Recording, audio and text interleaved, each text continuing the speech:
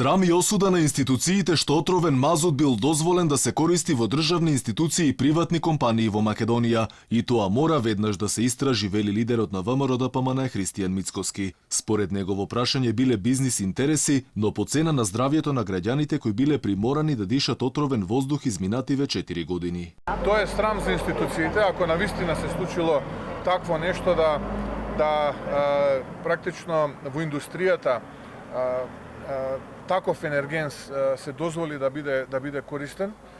Тоа е навистина срамно и тоа е за секаква осуда и тие луѓе треба најжестоко да бидат казнати, бидејќи тоа не само што е нехуман потек, туку и немам зборови со кои што можам да го осудам ваквиот гест.